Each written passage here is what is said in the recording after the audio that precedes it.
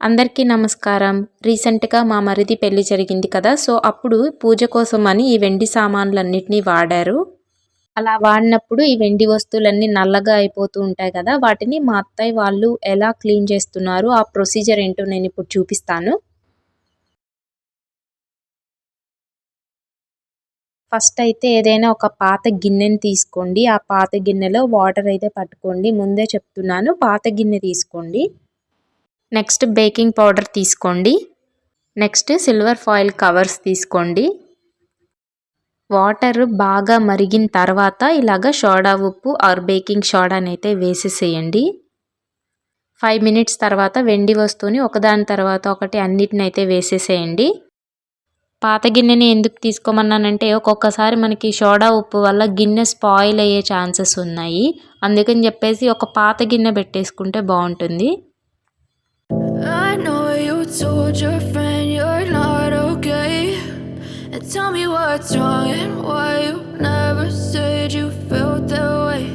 And guess you're trying to stay strong and fake a smile until I look away. But I've known you too long, it hurts to watch your blue. Next silver కవర్స్‌ని చూపించిన విధంగా నలిపేసేయండి. వాటిని ఇప్పుడు మనం ఆ hot వాటర్‌లో అయితే వేసేసేయాలి. ఆ కవర్స్ అందులో వేసిన తర్వాత ఒక 10-15 మినిట్స్ ఉంచాలి. ఆ తర్వాత వచ్చేసి ఆ సిల్వర్ కలర్ మొత్తం పోయి ప్లెయిన్‌గా అవుతుంది కవర్ అంతా.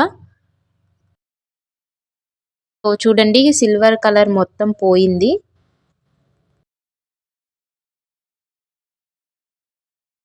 ఇంతటితో ఒక ఫస్ట్ స్టెప్ అయితే కంప్లీట్ అయిపోయింది. ఇప్పుడే చూసారా చాలా బాగా క్లీన్ అయిపోయాయి. నెక్స్ట్ వచ్చేసి వాష్ చేసుకోవాలి. సబీనా పౌడర్ ఆర్ కోల్గేట్ పౌడర్‌తో వాష్ చేసుకుంటే చాలా బావుంటుంది. ఒక బ్రష్ తీసుకొని నీట్‌గా అయితే క్లీన్ చేసేసేయండి అన్నిటిని.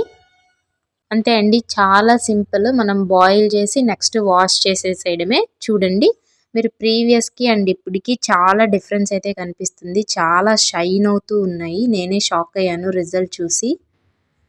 లెఫ్ట్ సైడ్‌కి అండ్ రైట్ సైడ్‌కి క్లియర్‌గా తెలుస్తుంది క్లీన్ అయినట్టు. సో, మనం పాలిష్ పెట్టిస్తే ఎలా అవుతాయో అలా అవుతున్నాయి ఈ ప్రొసీజర్ యూజ్ చేస్తే. మీకు కనుక ఈ వీడియో యూస్‌ఫుల్‌గా అనిపిస్తే తప్పకుండా లైక్ చేయండి. Thank you so much for watching friends. Bye.